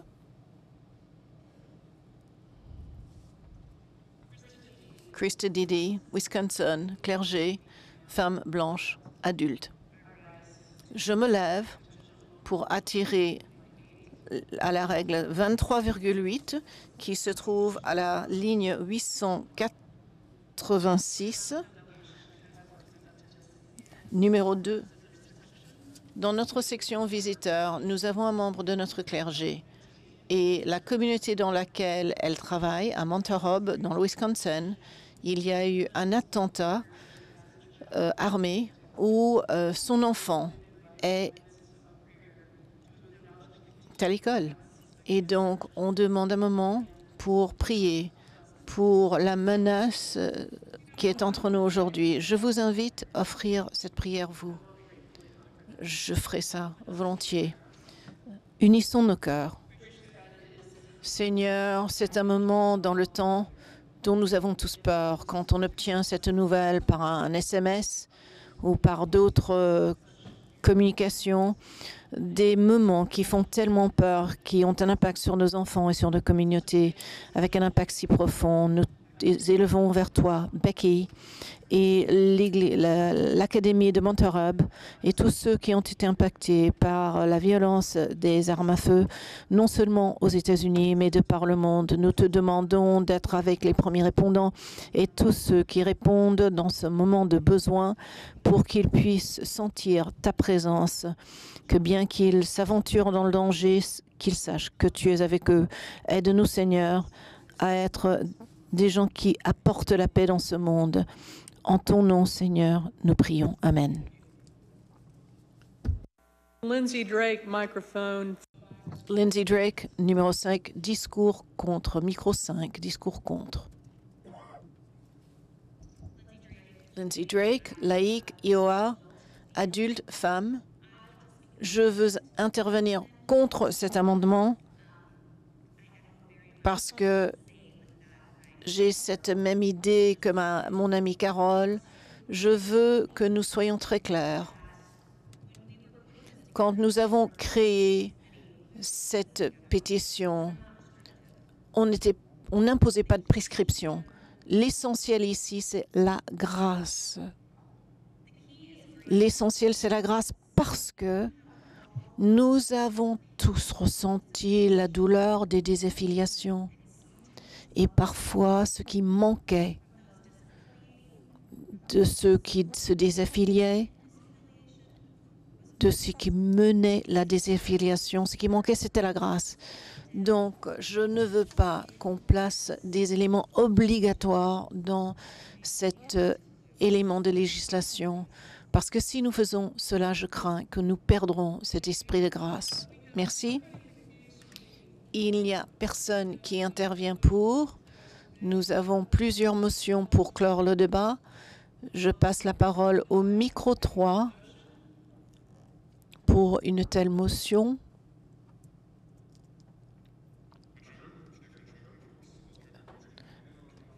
De la conférence annuelle de l'Autriche, je suis clergé, je propose de clore le débat. La motion est-elle appuyée? Oui. Sortez vos appareils de vote, s'il vous plaît. Personne ne veut intervenir pour. Une personne qui désire intervenir contre.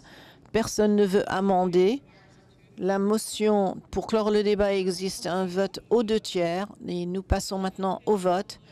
Donc la question c'est, va-t-on clore le débat sur l'amendement? Si vous êtes prêt à clore le débat, faites le 1. Si vous ne voulez pas clore le débat, vous faites le 2. Votez maintenant, s'il vous plaît.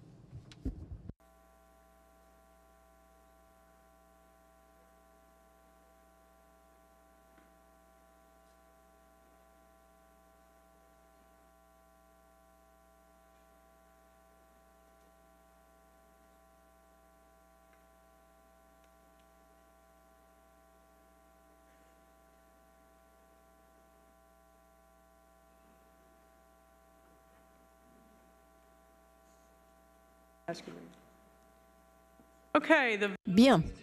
Le scrutin est clos. Si vous voulez bien afficher les résultats. 681 votes affirmatifs, 20 contre. La motion est adoptée. Je passe la parole à Gary Graves pour nous lire l'amendement. Merci, évêque. La motion de Jay Brim, c'est d'ajouter une phrase. Chaque telle politique exigera que l'Église qui se réaffilie confirme son soutien, sa fidélité à la clause de fiducie. Dans le paragraphe 2005.03. La provision de désaffiliation que nous avons en 2553 exige qu'en fait, il quitte la clause de fiducie. Ceci ne veut pas changer notre sentiment de grâce. Il s'agit simplement de les mettre dans exactement la même relation qu'ils avaient avant leur départ et de les accueillir avec une démarche wesleyenne que ce que c'est d'être l'Église. Donc, l'amendement est devant l'Assemblée. Cette motion, c'est donc de s'engager en termes de la clause de fiducie. La motion sur l'amendement est devant vous. Ceux qui sont pour, vous faites le 1. Ceux qui sont contre, vous faites le 2. Le scrutin est ouvert.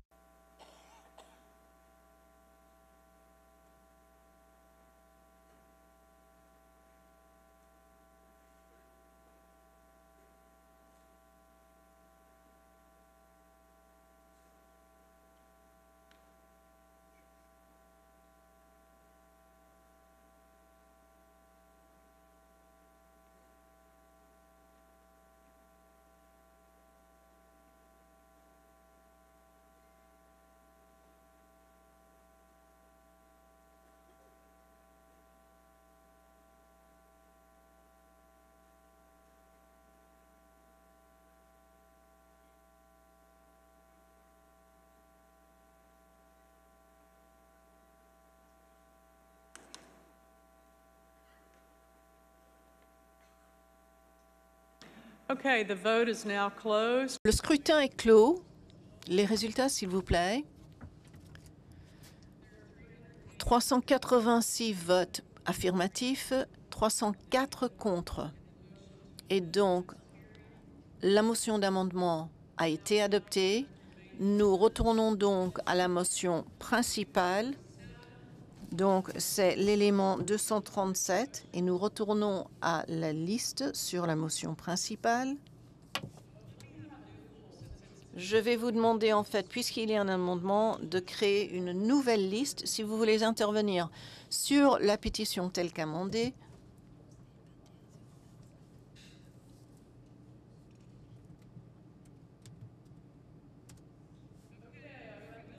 Donc, la parole passe à Helen Ride, micro 3, discours en faveur.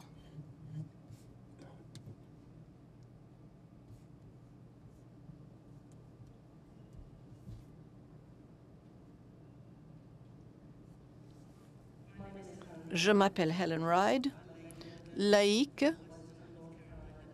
de la conférence annuelle de l'Ouest de la Caroline du Nord. Je suis missionnaire à domicile. Je suis une femme non binaire et mes pronoms sont IL. Je me lève pour parler en faveur de cette pétition parce que je ne suis pas la personne que je suis aujourd'hui, que j'étais il y a 35 ans. J'ai perdu le fil, en fait.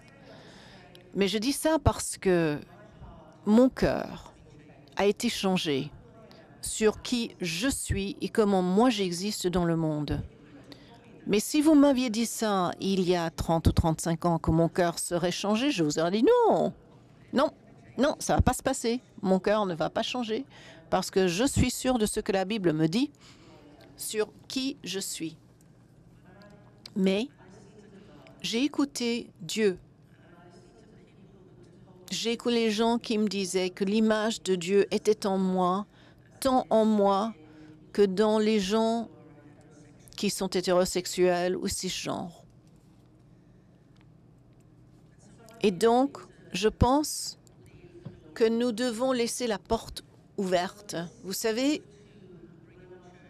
ce mouvement pour aller à un nouvel endroit n'a jamais été à propos de l'idée de demander à qui que ce soit de partir. Beaucoup de ceux qui sont partis ont cru à de fausses caractérisations à propos de personnes comme moi. Et je pense que beaucoup sont en train de réaliser qu'ils n'auraient pas dû y croire. Donc, au fond de mon cœur, j'espère, je prie que nous aurons la grâce de permettre la réintégration. Il n'y a pas de porte fermée dans le royaume du Seigneur. Il n'y a rien qui ne devrait empêcher aux gens d'être en relation avec nous, l'Église méthodiste unie. Merci.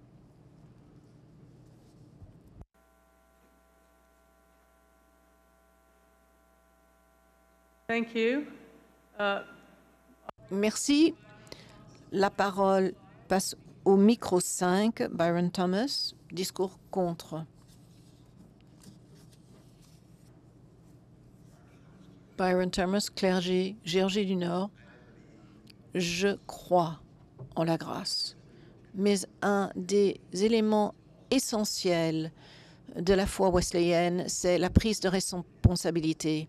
Et la raison pour laquelle je m'y oppose, c'est parce que je ne vois pas une prise en considération de ce besoin de prise de responsabilité. La grâce et la prise de responsabilité ne s'excluent pas l'une l'autre. C'est parce qu'il y a ce manque de prise de responsabilité que je m'y oppose. Thank you. Merci. George Howard, micro 3, discours pour.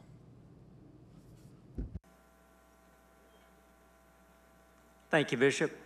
Merci, évêque. George Howard, Ohio de l'Ouest, laïque, blanc, homme d'un certain âge. J'interviens en faveur de cet amendement. Nous pouvons l'affirmer, nous pouvons le rejeter, le rejeter, mais ça ne change pas l'autorité de la conférence annuelle d'accueillir, d'ouvrir les bras à une Église qui veut réintégrer. Ce que ceci fait, ça communique un message à travers le pays, à travers le monde, qui dit « Vous êtes les bienvenus dans cette Église ». Il appartient à l'Église, au cabinet, au leadership de la conférence annuelle de discerner quel sera le processus, et je suis d'accord avec Byron. Il y a la nécessité de prise de responsabilité, il y a des structures qui existent dans la conférence annuelle, mais ce qui est important ici pour moi, c'est que nous envoyons un message que nous sommes une Église pour tous, et nous accueillons tous sont les bienvenus, et ils sont les bienvenus s'ils veulent se réintégrer et s'ils suivent le processus de l'évêque d'une conférence annuelle donnée. Je veux envoyer ce message d'espoir et de possibilité. Merci. Nous avons 2 discours pour, 1 contre. Il n'y a pas de demande supplémentaire pour contre. Emily Kay, micro 3 pour motion de clore le débat.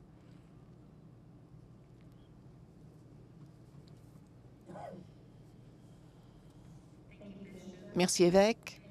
Emily Kincaid, clergé, Alabama, West Floride, femme blanche. Je propose de clore le débat. Y a-t-il quelqu'un qui appuie?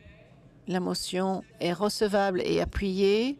Elle n'est pas débattable. Il y a 5 individus qui veulent parler pour, 0 qui veulent intervenir contre et 1 personne qui désire proposer un amendement. La motion de clore le débat exige un vote aux 2/3. Nous allons maintenant passer au vote. Prenez vos appareils de vote. Pour soutenir la motion, vous faites le 1. Si vous vous y opposez, vous faites le 2. Close debate. You may vote now. Votez maintenant sur oui ou non clore le débat.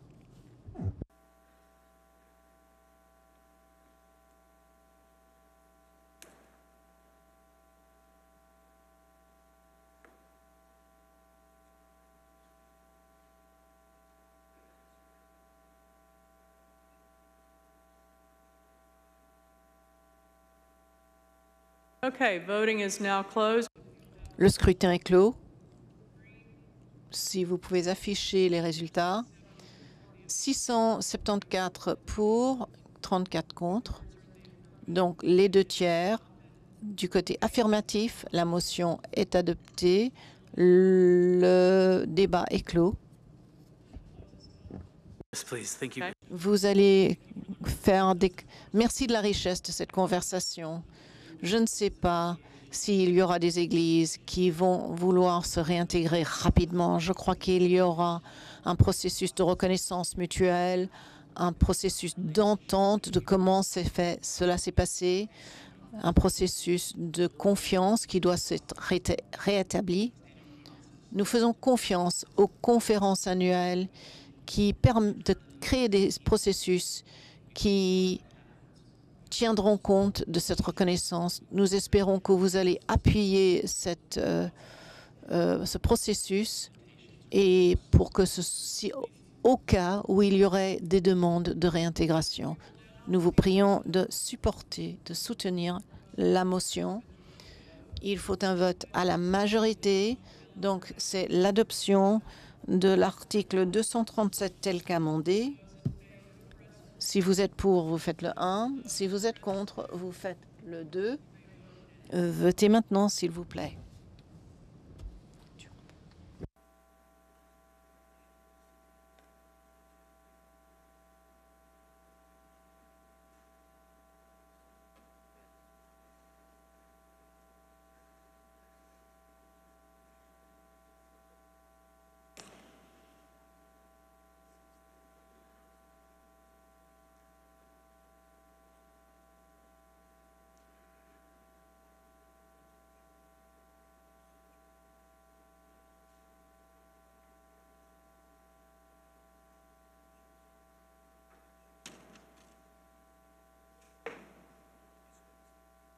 Okay, voting is now. Très bien. Le scrutin est clos. Nous allons voir quels sont les résultats. 629 votes oui et 96 non. La motion est adoptée. L'item 237 tel qu'amendé a été adopté. Je vais maintenant me tourner encore une fois vers Tony Cheffin qui va présenter notre élément suivant, 253. C'est en fait tout ce que vous allez voir. C'est en fait ma dernière apparition ici. Si vous voulez bien passer à la page donc 253.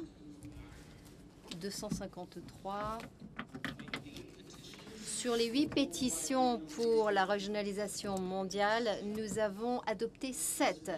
Seule celle-ci reste et ceci va nous lancer sur la trajectoire de la régionalisation.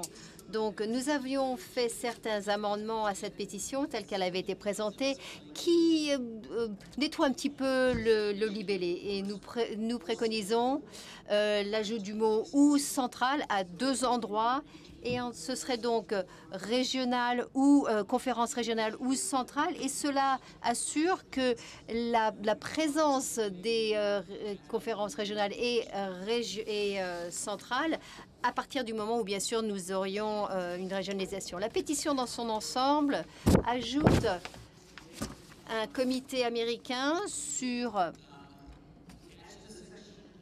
ajoute à la section dans le livre de discipline un comité qui serait parallèle au comité permanent pour les conférences centrales. Donc c'est en fait le comité permanent des conférences centrales traite des points qui ont un impact sur les conférences centrales et en fait ce serait la même chose pour les points qui seraient spécifiquement américains. Mais comme le comité permanent, ce comité ne peut pas prendre de décision. Ce comité ne peut faire que des recommandations à la conférence générale et à cette assemblée dans son ensemble.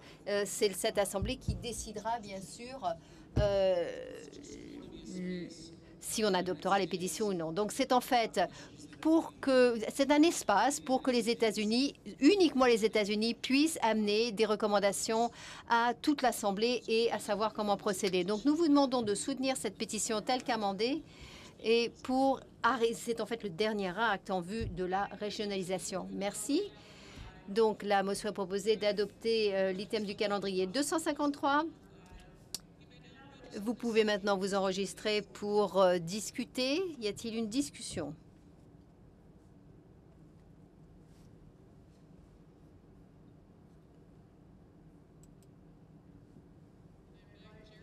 J'invite Jerry Kula à aller au micro numéro 1 pour un discours contre.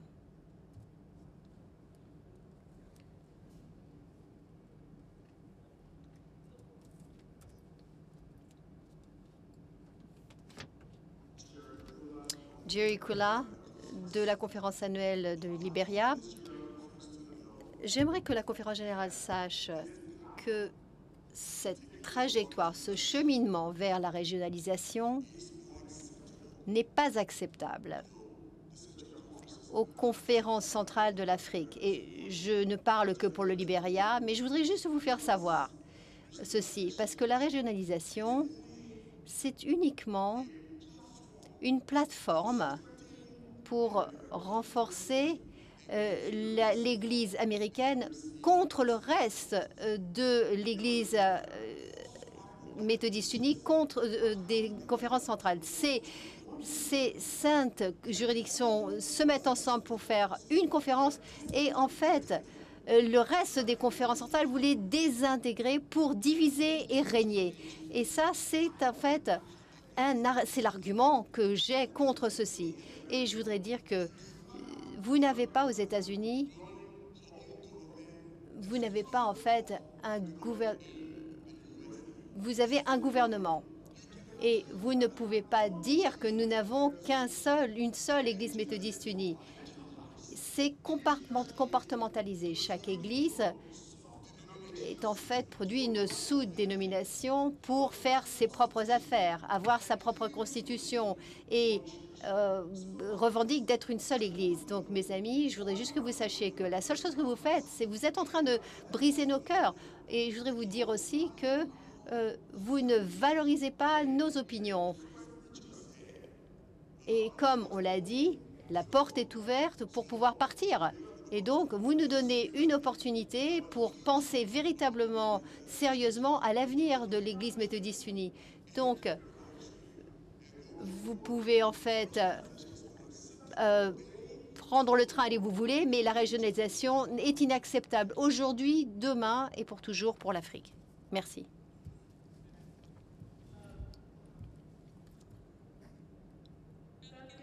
Beth Givens, micro numéro 1. C'est un discours en faveur. Évêque, micro numéro 2, s'il vous plaît. Beth Givens, clergé, délégué du clergé, conférence de la Virginie, adulte, femme blanche, cisgenre, pronom féminin. Avec tout le respect que je dois au délégué Kula, je ne suis pas du tout d'accord. Et je pense que la régionalisation est en fait notre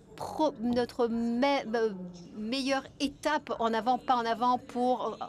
en étant une église globale. Je pense que nous vivons dans des contextes de ministères tellement différents que nous avons besoin d'avoir la liberté et le courage de pouvoir suivre le Christ fidèlement dans chacun de ces contextes.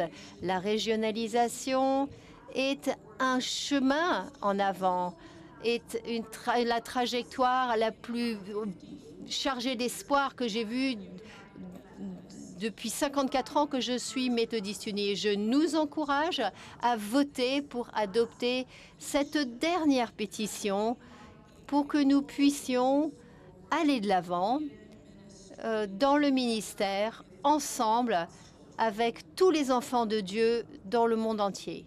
Je vous remercie. Merci. Nous allons aller au micro numéro 3, Del Boygan, pour une demande de renseignement.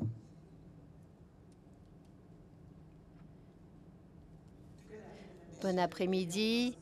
Gail Douglas Burken, conférence de New York, diaconesse, laïque, femme noire. C'est en fait une demande de renseignement plutôt que... C'est en fait une question plutôt qu'une demande d'information. Allez-y, si vous me le permettez. Quelle est votre question? Oui, il y a une question. On a fait la remarque plusieurs fois qu'il faisait très froid ici. Et bien que je respecte les raisons que le secrétaire de la conférence générale nous ait données, je crois que nous pouvons en fait augmenter la température un petit peu sans avoir bien sûr de l'air qui soit stagnant dans cette salle. Très bien, je vous remercie. Nous allons faire ce que nous allons pouvoir. Je vais demander... Vous êtes en train de devenir bleu. Oui, effectivement, ça a été... on a fait effectivement un petit progrès. Hier, ce qui s'est passé, c'est qu'on a augmenté trop rapidement et c'est devenu trop chaud. Donc, on essaye d'équilibrer un petit peu et de faire ça progressivement dans la salle. Nous avons en fait la section complètement gelée, la section A ici, mais nous avons des gens qui ont très chaud autre part. Donc, en fait, on veut essayer d'arriver à un équilibre et nous comprenons tout à fait votre préoccupation. Je vous remercie. Nous allons faire ce que nous allons pouvoir. Alors, je vais reconnaître Ndé Manuel, micro numéro 6.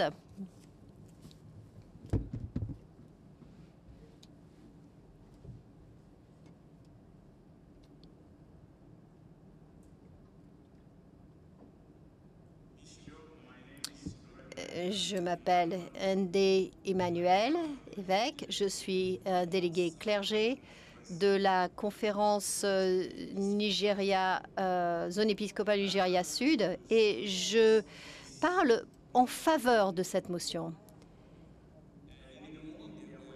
Ce matin, il y a eu plusieurs pétitions dans le bloc de résolution qui ont été discutées, et de la participation, nous, en fait, nous n'avons rien dit africain et nous étions en train de vous regarder.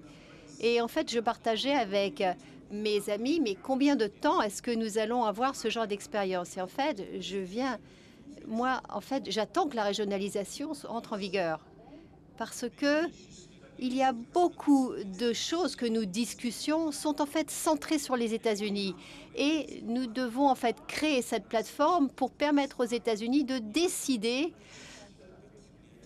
des questions, des problématiques qui sont spécifiques aux États-Unis. Et je dis ça personnellement, c'est une observation personnelle. En 2019, nous avons en fait beaucoup d'amis qui sont ici et qui ont en fait amené un plan traditionnel. Et je suis heureux que ça a été rejeté. Mais ce que je voudrais dire ici, c'est que cela, en fait, nous ferait beaucoup de bien si nous pouvions soutenir une initiative qui crée une plateforme de respect les uns pour les autres.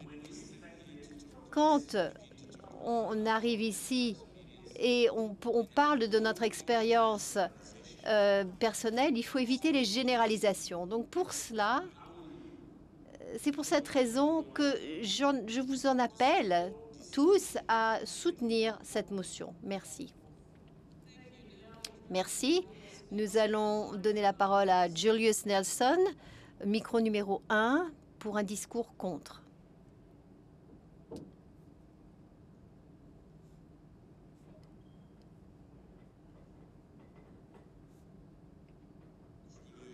Julius Nelson, Libéria, conférence annuelle du Libéria, clergé africain. J'étais dans le comité législatif des conférences où l'argument était, la justification était pour une seule conférence pour les États-Unis, alors qu'il y en a 4, par exemple, pour l'Afrique. C'est que c'est en fait la découverte. Je pense qu'on doit avoir une exploration avec la même manière. En fait, peut-être devrions-nous avoir 5 régions aux États-Unis au lieu d'une, ou d'avoir une seule région en Afrique vis-à-vis d'une seule région aux États-Unis, puisque les États-Unis, c'est un pays, mais que en Afrique, nous avons 52 pays, quelles que soient donc les perspectives régionales. Donc je pense que la question est de savoir établir une région, un comité, donc une région pour la mise en œuvre du processus de régionalisation. En fait, ça ne paraît pas correct à l'extérieur des États-Unis. C'est pour ça qu'en fait, j'aimerais qu'on considère de rejeter cette proposition pour assurer que le processus de régionalisation, quand nous allons l'étudier, et un processus qui va évoluer, sera approuvé par les conférences pour voir où nous en sommes, pour avoir un petit peu plus de discussion, parce qu'en fait, il semble qu'avoir 5 régions aux États-Unis soit en fait une meilleure solution que d'avoir une seule région, donc aux États-Unis, qui ne soit pas homogène. Nous allons passer à Uchina Awa. C'est un discours en faveur. Micro numéro 1.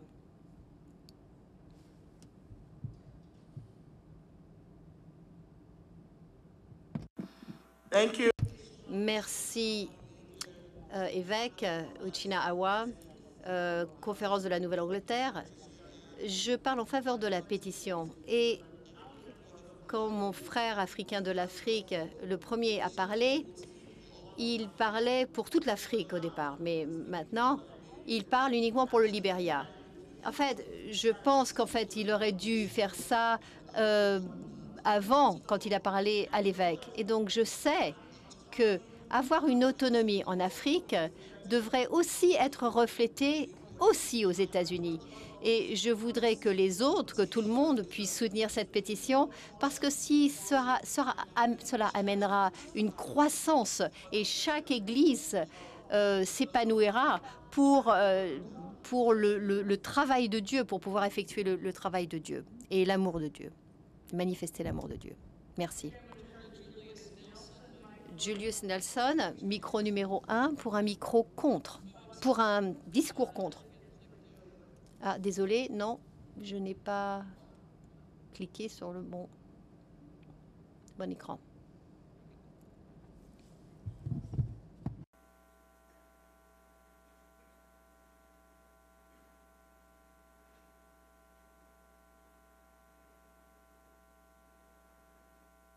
Okay, Forbes Matanga. Forbes Matanga, micro numéro 4.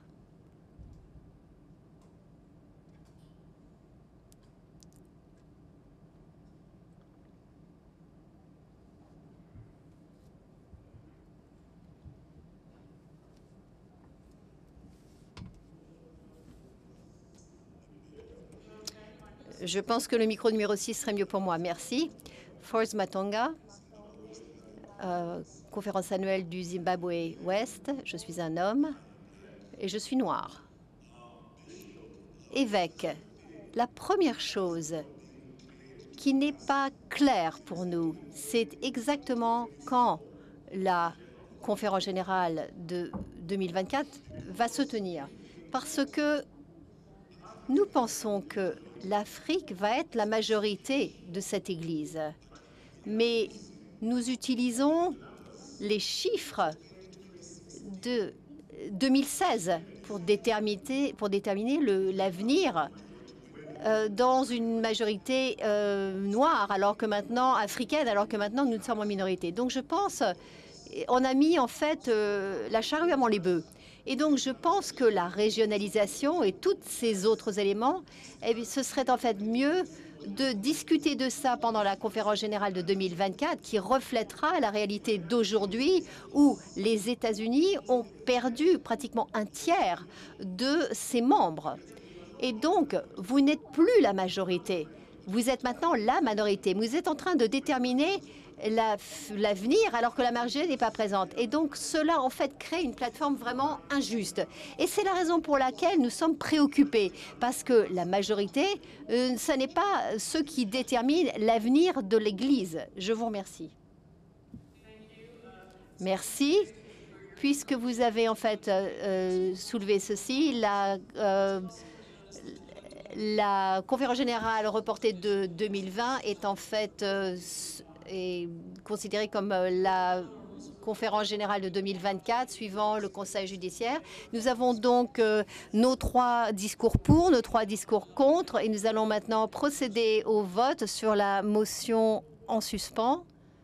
Évêque, oui, allez-y. Merci, évêque. Merci à la conférence générale, à l'Assemblée. Je voulais juste revenir à ce dont parle cette pétition. Nous avons parlé de choses qui vont au-delà de la portée de cette pétition. Et je voudrais juste souligner que ce dont nous parlons, en fait, est en fait venu du comité permanent des conférences avec un engagement dans tous les secteurs de l'Église.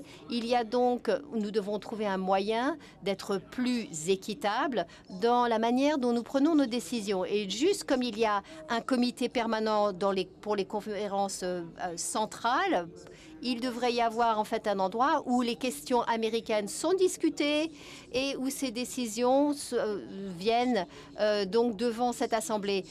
Les décisions seront toujours à cette Assemblée, mais les conversations seront plus focalisées et plus fluides. Donc nous vous encourageons à soutenir cette pétition. Merci.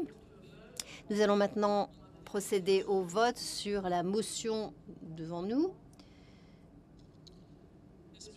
Cette motion exige un vote à la majorité. La question est d'adopter le point numéro 253 sur le calendrier.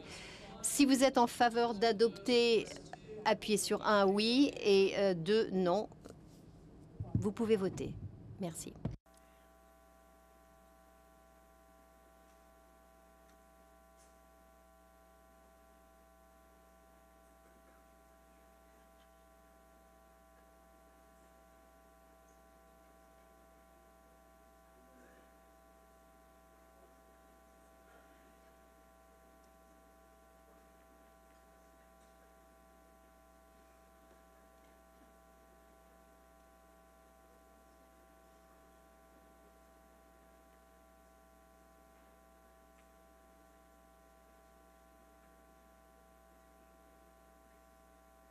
Okay, the vote is now closed.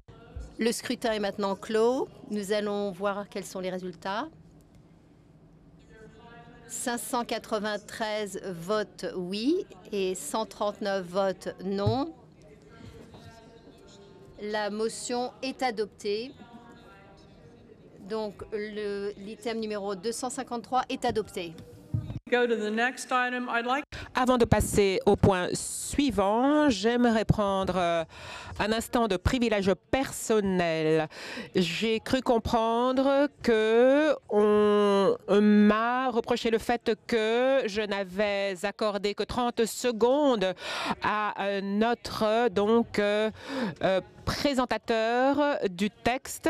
J'aurais souhaité ajouter davantage de temps, mais enfin, si quelqu'un considère que je l'ai interrompu de façon irrespectueuse ou inappropriée, eh bien, je m'en excuse et je souhaiterais que l'Assemblée sache que je n'avais aucunement l'intention de manifester un quelconque signe de manque de respect. Bien, nous donnons la parole maintenant au secrétaire de la conférence générale pour quelques annonces. Je suis heureux de prendre la parole pour dire que je n'ai pas de communiqué ou d'annonce à ce stade. Bien, chers amis, nous avons atteint donc le moment de la pause. Je remercie les évêques qui m'ont appuyé. Je vous remercie pour une après-midi que je ne qualifierai pas de délicieuse ou merveilleuse, mais en tout cas, ça a été une après-midi qui a eu des difficultés. Je vous livre le texte des Éphésiens à celui dont le pouvoir est en nous. Il a pu nous aider à accomplir. Rendons-lui gloire et rendons gloire à Jésus-Christ pour toutes les générations, pour des siècles et des siècles. Amen. Nous prenons notre pause jusqu'à 16h05 et donc c'est l'évêque Cynthia Harvey qui sera à la présidence.